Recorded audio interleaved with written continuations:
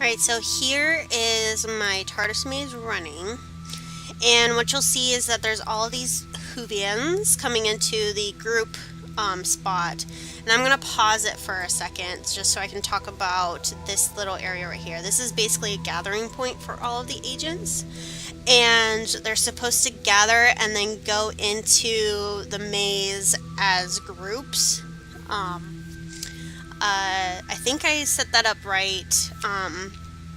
Again, it's in that little, when we were looking at the parameters or the window over here earlier. That one will, sorry, my screen just totally turned down because the sun went down.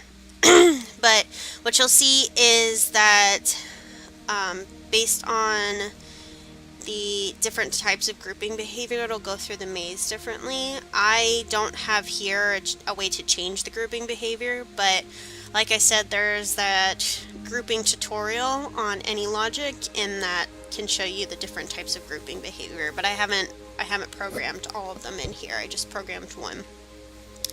So these numbers are a little outrageous because first off, I don't think that's, yeah, it's not 3,000, it's 500. Or 30,000, it was 500. And so normally there would not be 500 people in the TARDIS. If there are, then most of the time you don't see all of them. However, I just wanted to be able to show you guys this grouping behavior and the difference between having a lot of agents versus a little agents in there. Or a few agents, I should say. And what I tried to do beyond this was to include some of the agent-based behaviors that you can program into AnyLogic. I followed a tutorial about how to change the state of an agent, and so what I started to do is try to program, you know, this interaction with the Doctor where he goes to Earth and he has all these billions of people that he can interact with, which I don't know, for some reason he always ends up going to England. But he has all of these billions of people to interact with, and he finds a unique person that he can call a companion. And sometimes those companions bring other people, so there's like, I don't know, probably a 1 in a, you know, billion or 1 in a million chance that you end up being a Doctor Who companion, right? So that's what I wanted to kind of show in that agent state model, but I wasn't able to figure out what was going on with that and to connect it to behaviors.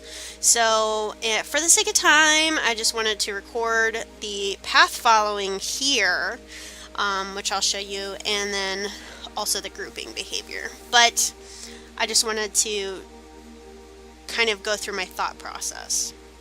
But anyways, so what you'll see here is I can vary the number of people.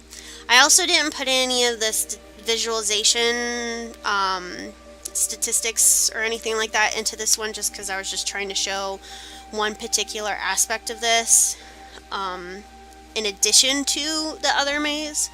So what you'll see here is that the agents will group. So let me hide this PDM. The agents will group and then follow the path, but also what you'll notice is the reason that path is different from what I did in the other maze with the walls is that the agents aren't like required to follow the path. It's just kind of a suggestion, right? So then you have these agents that kind of go rogue all the way over here doing their own thing, and they'll just kind of walk straight to the finish line. And it actually looks like I have it set to swarm, I think. I'm not sure. But there is an option in AnyLogic where they end up going in like small groups, and it's like one line and then there's a little gap and then there's another line and then there's a little gap and then there's another line and a little gap. So I'm just gonna show the PDM and then speed it up for you guys to show you that it does actually go through the entire path, but then you also have ones that go completely across, just straight through. So I just wanted to show both of those capabilities.